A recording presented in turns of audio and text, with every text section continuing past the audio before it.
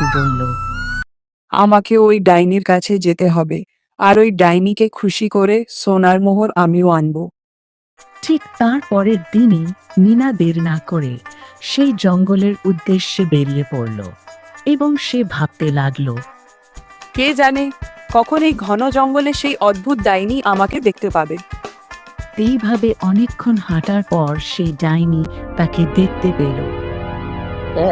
আবার এই মেয়েটা জঙ্গলে একা একা এসেছে, একার তো পরীক্ষা করতে হচ্ছে।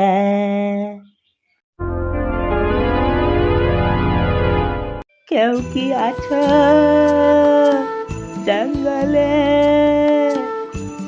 কেউ কি আছো?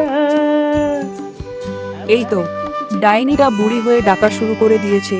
বুড়িটাকে তাড়াতাড়ি খুঁজে ফেলতে হবে। পারে না। এরপর মিনাও অনেকক্ষণ খোঁজার পর বুড়িকে খুঁজে পেয়েছিল। কি গো ঠাকুমা, এই গভীর জঙ্গলে কি করছো? তোমার কি চাই বলতে পারো আমাকে। দরকার বলতে মা, আমার তো বয়স হয়ে গেছে, আমি তো চলাফেরা করতে পারি না, আমাকে কিছু খাবার দাবার এনে দিতে পারবি?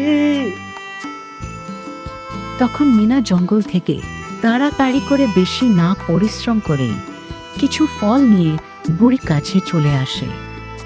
সেই ডাইনি মিনার ব্যবহারে রূপার মতো অতটা খুশি হয়েছিল না। সে খানিকটা বুঝতে পারল যে এই মেয়েটা কম পরিশ্রমী, নিজের দিকটাই বেশি ভাবে।